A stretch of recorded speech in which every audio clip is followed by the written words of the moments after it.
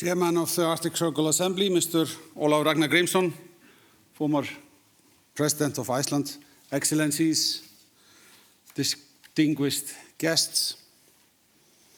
It is a great honor for me to open the Arctic Circle Assembly in Harpa this year, an event that has become a permanent feature on the international stage. The Arctic Circle manifests the high interest in the region and the complex cross-sectorial approaches we need to apply in this context. It is quite remarkable, phenomenal even, how this event has grown both organically and exponentially in depth and in scope. This assembly draws on the profound expertise and insights from you, the hundreds of scientists, policymakers, researchers, and practitioners that make the Arctic Circle what it is, namely the foremost platform to discuss the way forward for the Arctic in a sober and well-informed way. Allow me to extend my gratitude to the Chairman for his tireless effort in elevating our focus on the challenges and opportunities in the Arctic. I will not mince my words. We are standing at important crossroads, possibly the most important one that my generation has been faced with. Acute geopolitical tensions and a proliferation of uncertainties in the international relations. We are witnessing a gradual weakening of multilateralism. The very organizations and treaties that safeguard our primary obligation to ensure safety of our people are being seriously tested. This was self-evident during last month's opening of the UN General Assembly. We see a worrying downward spiral of trust in international cooperation being undermined. Given the complex challenges before us, now we urgently need to rebuild this trust. This brings me to the Arctic and the role of all of us, that all of us have to play in charting the course forward. Contrary to common views, the Arctic is not an isolated and static place, serenely cut out from the rest of the world. The economic and political history of the Arctic has always been linked to broader geopolitical trends. These very forces that I referred to earlier are playing out in the Arctic region, and this gives us a reason to pause and contemplate on the way ahead. For years, we have witnessed an incremental growth in cooperation and peace in the Arctic. It has sprung out of needs, and we have countless examples of organic, indigenous, cross-border collaboration between inhabitants and public and private entities. Right here in Harpa this week, we have numerous examples. We have seen smart solutions being utilized towards intrinsic day-to-day challenges, which are in many ways defined by the enormity and hardness of the region. Simultaneously, a new dynamism has manifested itself as we watch Putin's Russia gradually take on a more aggressive approach to international law and the rule-based order, seeking to destabilize and erode international multilateralism.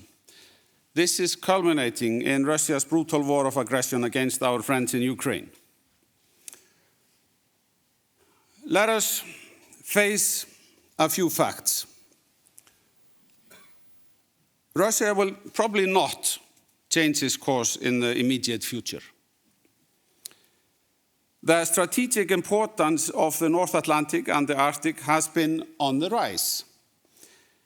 This is not least due to Russia's military buildup in the Arctic and subsequent military capabilities and activities. Due to continued warming, an ice-free Arctic Ocean is expected to become a reality soon. In fact, it is expected to be covered by less than 15% sea ice in the summer months, even by the mid-2030s. Due to this development, sea routes and resources in the Arctic will be more accessible soon, with an exponential increase in economic activity. All of this calls for measured actions with the interests of the region at heart. And this scenario begs the question, how will Iceland, an Arctic Council member state, respond to these challenges?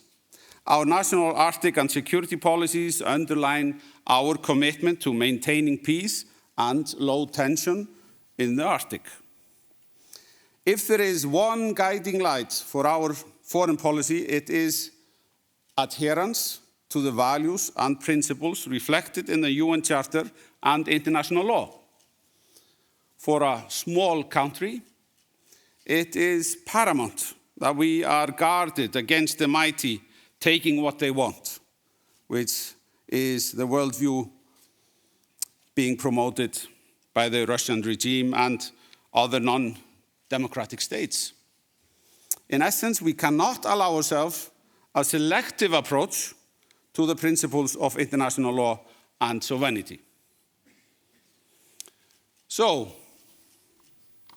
how can we safeguard stability, peace, and development in the Arctic? Let me share with you a few points that are of particular importance as we try to adapt our cooperation and policy to a new security environment. First, let me repeat, we must safeguard and promote international law and respect for sovereignty. In my view, this sets limitations to cooperation with Russia. International law is international law, also in the Arctic. Second, the 7 Arctic states must continue to shape policy regarding Arctic security. Here it is of utmost importance that we cooperate and work closely with the key stakeholders and the international community. We must continue to ensure long-term sustainable development, prosperity, and security for the people in the Arctic region. Third, in an unruly world, we rely on partners and allies.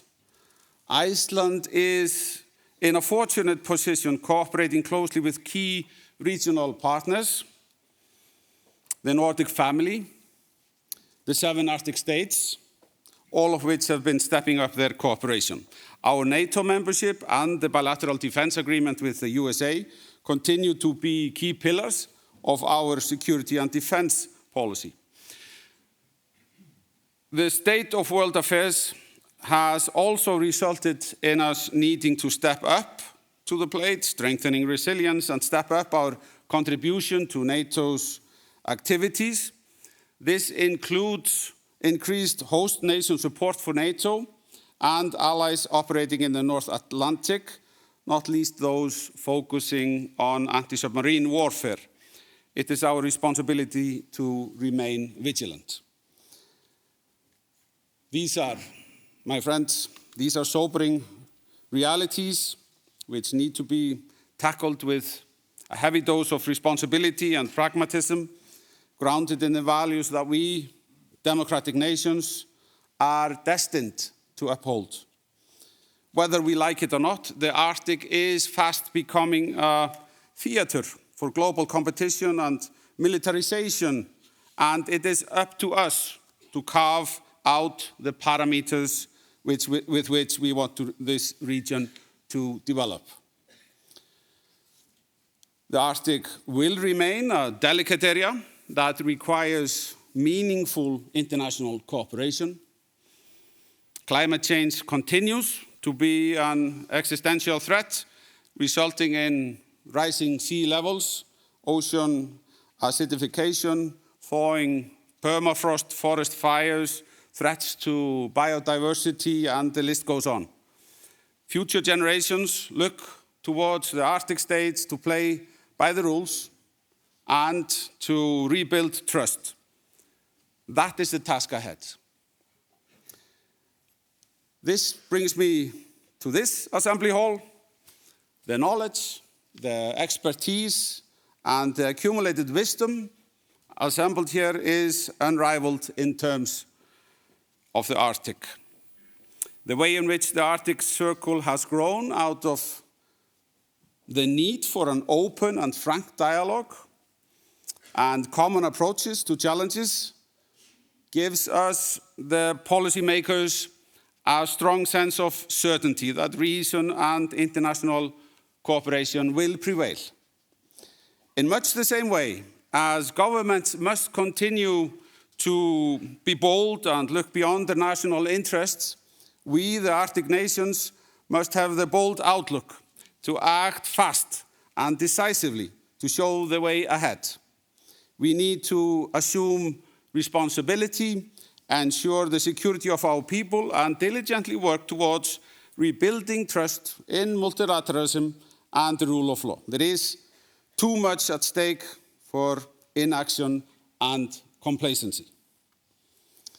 Finally, allow me again to thank the organizers, thank the chairman. I very much like the idea that you can raise your hand and have your say.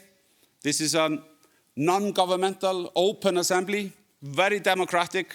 That's what I like best about it. And it's been very